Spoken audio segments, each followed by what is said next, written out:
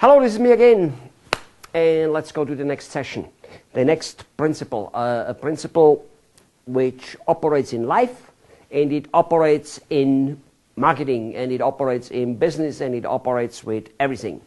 You need to learn this principle, and the principle, like just about all principles I tell you, have not been developed by me. I didn't come up with this stuff. I wish I had, kind of, I don't know. It doesn't really matter. Like the law of gravity. It was there already before Newton said so. He just observed it and wrote it down. So do I things with, well, actually, I'm a second-hand person. You and me now use the law of gravity in order to calculate things and not to fall down the stairs and all those type of things. The rocket science use it to fly to the moon. And I use most of the principle that way. Most of them are second-hand. And as I told you at the beginning, I experienced with them. I work them. I use them. And then I go, this works. And then, you bang your head against the wall. It doesn't quite work, usually because you didn't quite use it the right way. So here's a principle called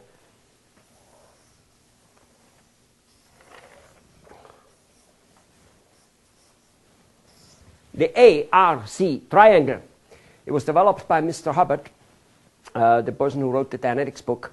In any case, the A stands for affinity. Affinity means the liking or the disliking. As more as you like, as higher the affinity. Love, willing to hug.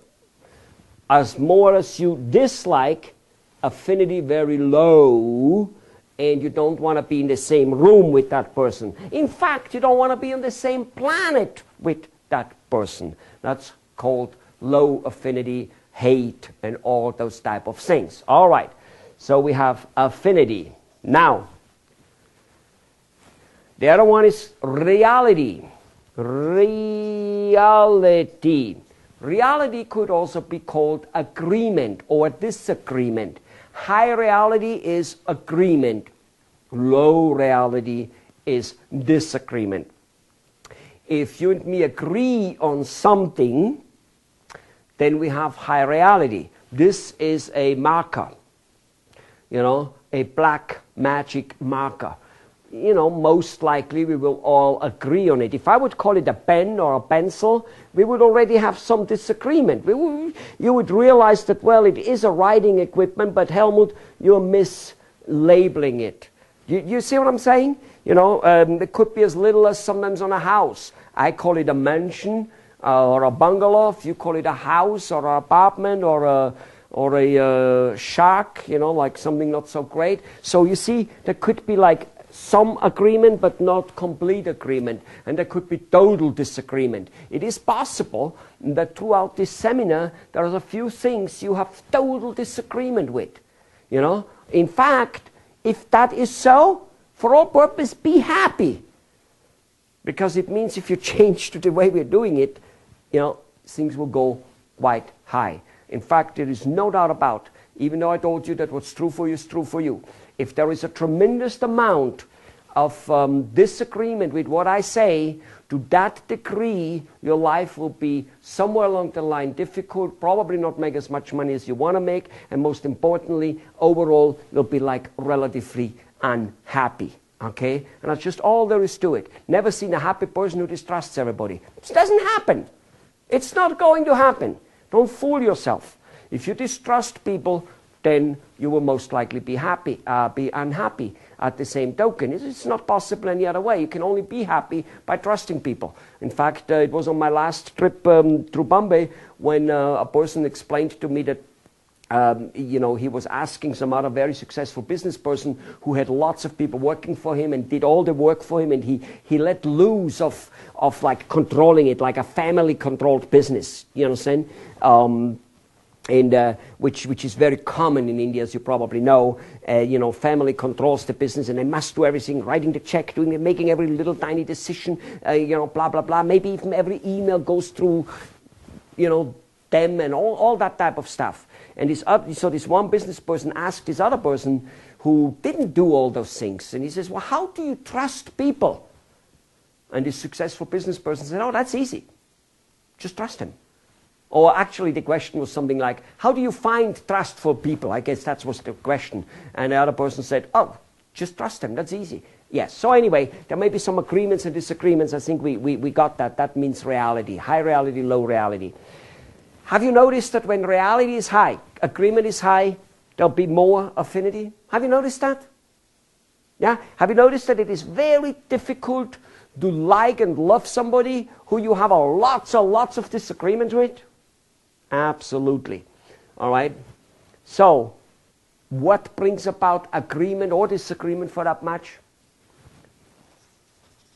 Communication. Communication. Okay?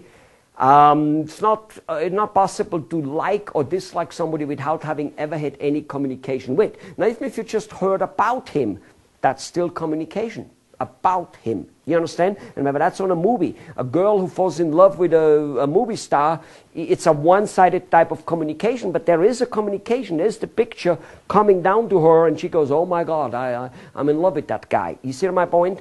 So, this principle, I'm telling you, it is so powerful in your personal life and in your business life, it isn't even real. Let me talk about, we said, if you communicate a lot to a person, you will find out that you have a lot in common.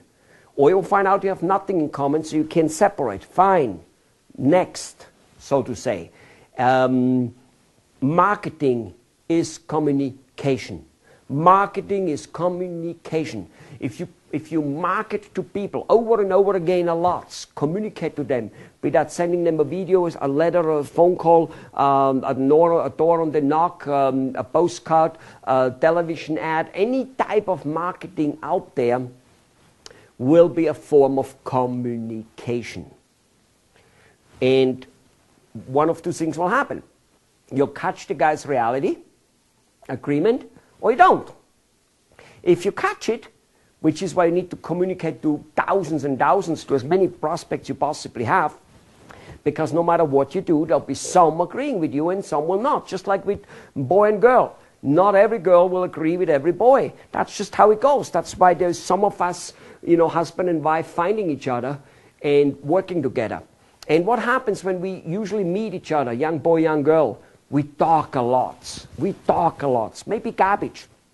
Usually garbage. But good garbage.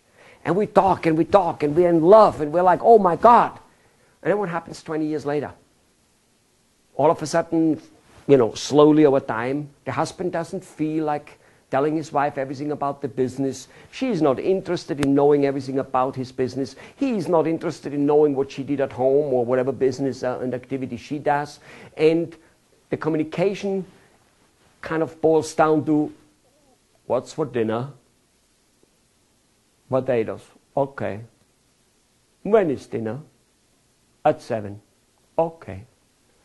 That's what the communication boils down to. And then you wonder why there's no more sparks flying in your love life. Then you wonder why the marriage got stale. You stopped communicating. You see, you didn't do what you did do 20 years ago. My wife and me communicate daily. For hours. Usually in the bathroom. In the bathroom, in the bathtub, and we talk and we talk. Yes, so lots of it is garbage. Sometimes we get on our nerves because I say something to her I have told her already 20 times. And every so often, she kind of says, honey, I have heard that. Oh, okay. Oh, but you're always telling me stories I have heard 100 times also. Oh, okay. But you know what? We don't stop communicating. Why? Because we know this principle. And it becomes natural because we're communicating. We don't do this with force and, must communicate because we know this principle, otherwise we're going to fall out of love. No, it becomes beautiful and normal. And we sit there and talk about our neighbors and we talk about our staff members and we talk about things we have seen on the train or in the airplane and we trash people. We do all kinds of stuff everyone else does. Communicating. And that's what you need to do in marketing. You know what, for all purpose, ladies and gentlemen listening to this video, don't do what I'm just telling you to do, but you could do. Just drop it all, go. You know everything there is to know about marketing with just that. There's nothing more to know. You must communicating to your prospective clients over and over again. Now, that I told you that you know everything, I'm telling you you don't know everything, so keep listening, will you? Okay, so when you communicate to people, to your prospects, you create reality. Some of them you won't. Fine. You won't create reality then anyway. But even there, if they're disagreeing today, they may be agreeing tomorrow. You may be disagreeing with me on this video or on other videos with a bunch of little things. As you keep, however, working, you might realize, not so bad. And you become more agreement because you, and as I will show you down the road, you'll be communicating many topics to your prospective clients as well as to your existing clients, which have nothing to do with your product.